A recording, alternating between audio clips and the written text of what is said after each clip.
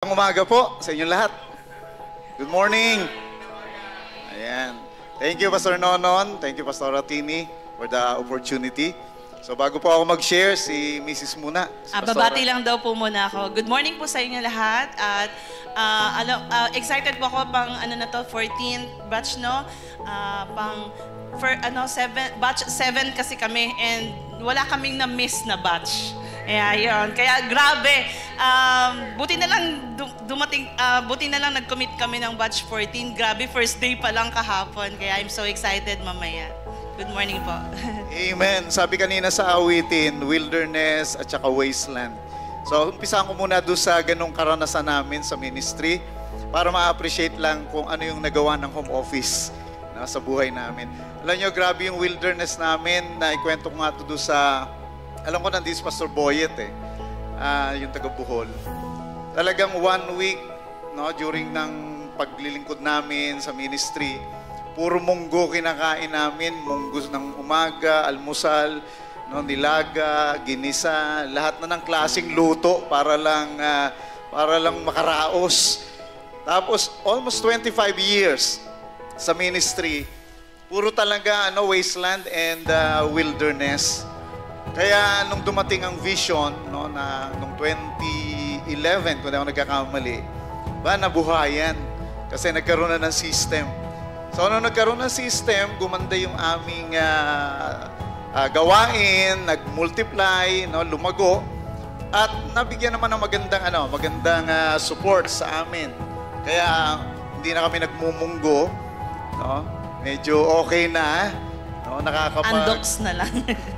Undox naman na umangat-angat ng konti. Pero ang problema, nag-stagnate kami kasi sabi nga ni Pastor Elias kanina, may system, mayroong spirit, pero walang support. Ako naman tawag ko dyan, supply. No? Kaya kailangan may system, meron ding supply. Kaya noong napunta kami rito sa home office, nang nakaranas kami ng training, at ginawa ko kasi kami dalawa pumunta eh. Hinakot ko kaagad yung mga primary 12 namin. And thank you pala Pastor Jonathan Loyloy, yung pusher namin. Dakilang manunulak to eh. Kaya nakarating kami. Then, nung dinala ko yung mga primary 12, sila yung first day pa lang para kaming nakaranas ng encounter weekend. No, talagang naoperahan yung aming mga utak. Then, na-realize ko talaga, pagka gusto mong i-push ang Great Commission, dapat meron ding great provision. Kasi mahirap gawin yung mga projects, yung mga dapat gawin, pagka wala talagang salapi. Na-realize ko nga dito, dati pagka pinag-uusapan ng pera, mukhang makamundo eh, no? Mukhang worldly, mukhang pera. Dito pala, puro tayong mukhang pera dito eh, no? Talagang ang pinag-uusapan natin, paano isusuporta ang Great Commission. So, nakakapagngiti pala talaga ang pera, malaki nagagawa, lalo na sa mga asawang babae. No? Para maging happy wife, dapat talaga mayroong tustos eh. Nakakaganda pa. No? Then, yun nga, dahil sa pagtakbo namin, na 1 year na kami ngayon, mula nung pumunta kami April 2023, then marami nang nangyari. No, yung ministry, pwede pakita yung mga simbarangay namin. No, yan talaga yung rini-reward talaga ng Lord. Yung isang simbarangay namin parang isang kongregasyon. Ganun yung ginagawa ng Lord. Then sa blessing ng Lord, dahil nga sa napakagandang ginagawa ng Lord through the home office, ay nakakuha kami ng building. No? 3-story building. Ayan, dinedicate ni Pastor Nonon, Pastor Ratini. Ayan po. And then, siguro ito na nga ho yung sa almost 30 years. Kasi nag-start ako mag-pastor 1989. Tapos, simula noon, talagang puro pasakit, 25 years. Bumabaha nga luha ni Pastora eh. Dahil talagang siya yung shock absorber ko. Siya talaga yung nakakaramdam ng hirap. Then after ng mga wilderness and wasteland na yon, yung mga reward ng Panginoon dumating na. At ang naging instrumento itong home office. Kaya salamat talaga kay Pastor Nonon at kay Pastora Tini. And then, birthday ko, ito po yung kanilang naging regalo. Ayan. Cash po yan. Paid in cash na. At may kwento ho sa likod niyan. Kasi sunod-sunod yung kanilang naging mga pinagkagastusan, mga kasalan. Kasi nung nagkaroon ng home office, yung mga tumatandang dalaga na at mga tumatandang binata, kasi ayaw pa nilang magpakasal, wala pang pera. Kaya nung nagkaroon ng home office, nagkaroon ng pera, ayun, tumapang ng magpakasal. So, 2 couples namin na nagpakasal etong year na ito, dahil yan sa home office. No? Grabe talaga yung impact ng home office na ito. Kaya lang dahil sunod-sunod yung mga pinagkagastusan nila, tapos yung building, grabe yung mga nilabas nila. Tapos, nung birthday ko, gusto talaga nilang ibigay yung yung gift na yan. Kaya lang, medyo na-tight na yung budget nila. Kaya dumating sa punto na isa sa CEO namin, binenta niya yung kanyang sariling sasakyan. Grabe, tapos yun ang binigay niya. Nandito kasama namin isang CEO, binenta niya yung motorsiklo niya. Grabe yung heart. Siguro kung wala itong DNA na ito, kung wala itong home office na ito, ni bisikleta baka hirap ibenta para lang ibigay sa pastor. So, grabe ho talaga. Kaya, nung una kong sakyan, yung sasakyan na binigay nila, at ida-drive, napakabagal ho ng takbo ko. Kasi baka maagasgasan, hindi ko kayang maisip na yung kanilang dugo at pawis ay parang hindi ko iti-take na seriously. Parang naalala ko yung kay David, nung inalayan siya ng tubig, di ba? Nung kanyang mga sundalo, hindi niya nainom. Itinapon niya na lang sa ground, sabi niya, duguan nila ito at buhay nila ito. In fact, money is blood. Every time na nagbibigay ang mga tao sa church, I considered it blood.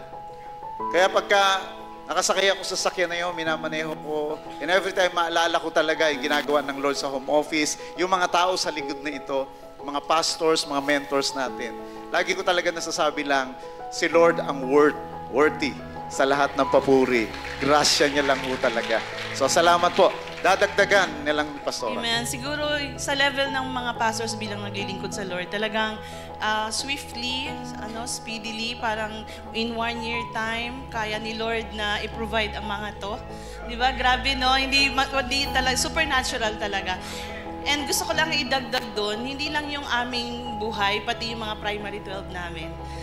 Pag nakita namin sila, talagang yung puso natin bilang mga leaders, mga spiritual parents, naiiyak dahil alam mo, 'di ba, na kasi kasama namin sila sa hirap sa dusa, no? Pero ngayon kasama namin sila sa buhay na masaya at pinagpapala. Amen. Tinataas kami ni Lord, and then kung yung anointing na leader natin, doon din yung anointing natin, yung platform na binibigay yung nila, itatapakan din natin. Ganon din yung nararanasan nila. Kaya nga ngayon, dahil yung buhay nila na-accelerate, dati takot silang mag-commit, kahit na 28 years old na sila, 30, ganon po yung primary 12 namin, young people sila. Nag-start sila as student, mga college sila. Most of them are ITs. Kaya pala, no, may divine plan pala si Lord doon. Tapos, faithful sila. Nakakaawang tignan na 20,000 ang sweldo nila, 25,000. Tapos, i-ministry pa nila yon. Pagagalitan ni pastor kasi nag-overtime. Dahil yung Sunday, inutusan ng boss. So, naglalaban yung ministry nila. Yung gusto nila syempre mag-provide for their family, makaipon, di kaya, tapos suffering pa, affected yung ministry nila. Napapagalitan pa sila ni pastor, wala na silang mukha, nagbabackslide na lang. Ulit-ulit yung pagalit. Pagalit na lang. Di ba, imagine nyo, sino nakaka-relate ng mga primary 12 dito? Tapos yun may need ka naman, love mo naman si Lord, gusto mo naman mag-ministry, kaya lang syempre, alam naman, di ba? So ngayon, dahil grabe yung promotion sa kanila, almost all of them are earning 6-digit na ngayon. Amen. Yung iba, 7-digit. Grabe, in 1 year time, no? Walang months lang eh. Pagtungtong ng 3 months kasi parang wala pa. No, 2 months, lato-lato lang sila sa office. Kunyari, may ginagawa, pagsisilip kami. Kasi yung ano namin, yung master's bedroom namin, yung in-offer namin, pagkagaling namin ng Butuan, talagang nag-start na agad kami. Hindi na kami nag-waste ng time. Ang pinakamaganda lang siguro talagang ginawa namin ni Pastor, yung in-invite kami ni Pastor John Loy, 2 weeks time lang yun eh, magbutuan na. Talagang challenge namin yung mga primary 12 namin. Kasi bilang leaders, push natin yung faith nila. Tayo yun, trabaho natin yun eh. Kasi dadahilan nila, mag-leave, 2 weeks lang, tapos re-registration, pamasahe.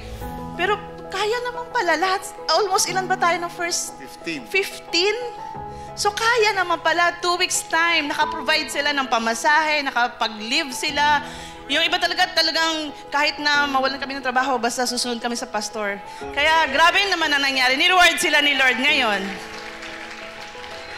Ngayon, mag-aasawa na sila. Sunod-sunod na yan. Noong August, ngayon November. Hindi lang ganun yung kasal nila. Yung kasal nila, grabe, bongga talaga. Ni-reward sila ni Lord kasi ang ganda ng heart nila. Kasama namin sila sa ministry since high school, college pa lang sila. Talagang, kaya nung first time kami dito, umiyak talaga kami. First day, imagine that, first day in Butuan, batch 7. First day, lahat kami umiiyak.